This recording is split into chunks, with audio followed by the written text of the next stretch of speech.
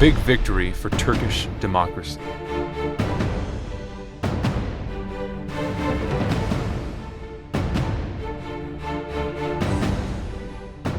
On the night of July 15th, coup plotters committed atrocities beyond comprehension. Tanks ran over civilians and plowed into crowds of women and children as helicopters randomly fired at people and massacred. Completely unarmed youngsters were martyred with machine guns. The Turkish parliament, police forces, special operations headquarters were among the buildings hit with airstrikes. This monstrosity will go down in history as an example of extreme treachery and atrocity that caused the martyrdom of 173 civilians.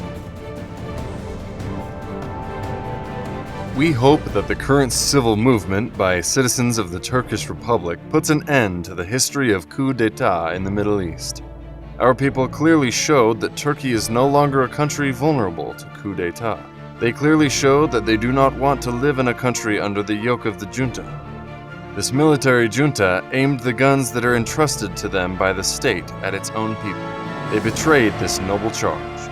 On the night of July 15th, bullets were fired on unarmed people, not only from guns but also tanks and helicopters.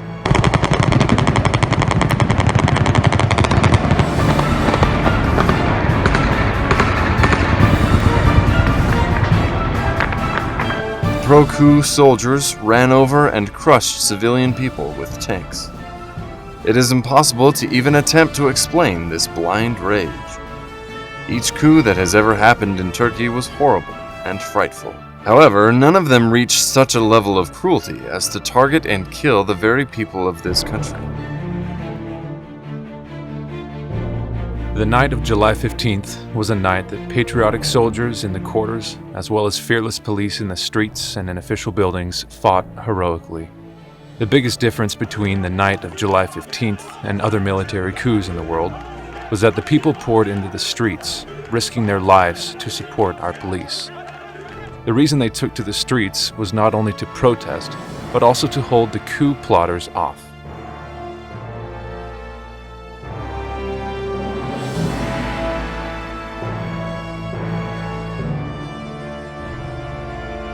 And that they did. Many of the places the plotters had occupied were regained by the extraordinary bravery of the Turkish people. That night, the Turkish nation hit the streets, united with Turkish, Kurdish, Cherkess, Albanian, and Arabic people all as one.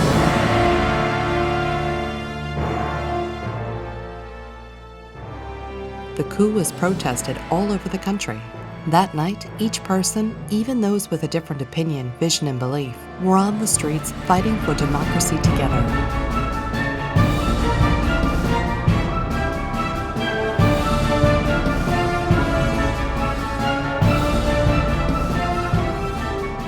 A Chinese man shielding himself in front of unrelenting tanks in Tiananmen Square in China. Or President Yeltsin speaking to his people from atop a tank has been shown as the symbol for all things anti-coup for years. On the night of July 15th, in the streets of the Turkish Republic, there were thousands lying down in front of the tanks, stepping up onto the tanks, falling victim to the bullets of the coup plotter soldiers. At the Air Force bases occupied by pro-coup soldiers, the people took part in the struggle to prevent fighter jets from taking off. The largest civil loss happened as a result of these struggles. However, our nation was regained.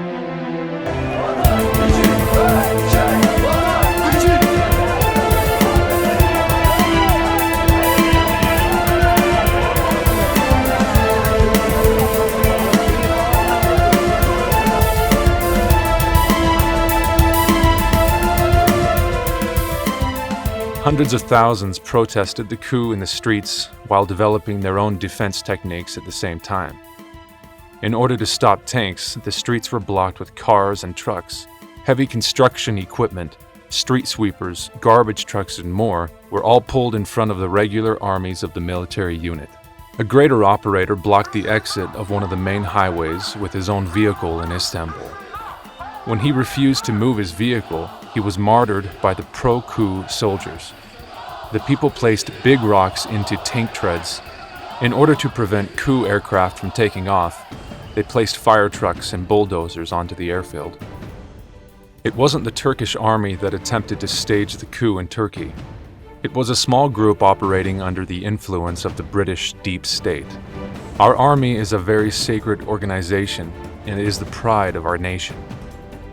Turkish soldiers would never point their guns at our people or side with tyranny and coup plotters.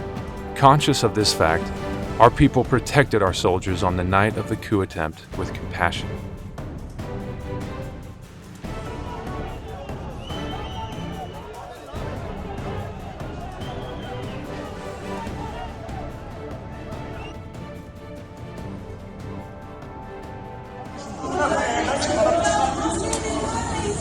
Ablacığım sarılıyorum, döver miyim ben? O benim kardeşim. Kardeşim o benim. The people used every possible means to stop the coup. When they had no other option, they did not refrain from using themselves as shields. In the morning, the horrible struggle ended to a large extent. 240 people fell martyr, but pro-coup soldiers were silenced.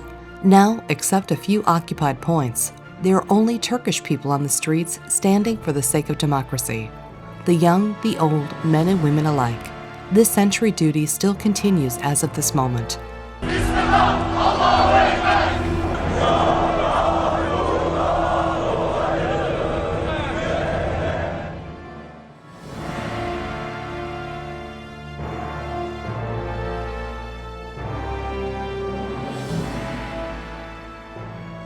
This is characteristic of the Turkish people who own these lands. This event added yet another to the events of bravery of our history. As the Prime Minister said during his historic speech, all of us are proud to be individuals in such a brave nation. This event is a big victory for democracy, for soldiers and police who fought against coup plotters, and also for civilian people. The Turkish people are right to feel proud of this sacrifice. Civilian society correctly claimed its right against guns. People did not surrender to the possibility of dying as a martyr.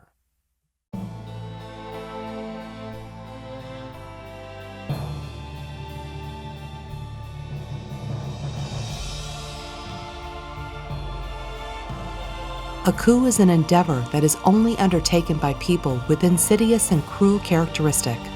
These kinds of people, as we saw on the night of July 15th, do not hesitate to massacre their own people in cold blood. For them, the lives lost in the massacre and the bodies crushed under those tanks have no value and importance. They are only out to become the leaders of an oppressive regime by killing democracy and inflicting cruelty to the public.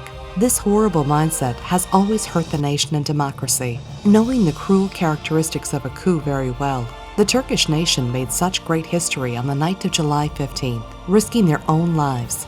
No bully can have the power to take from us the democracy that God granted us.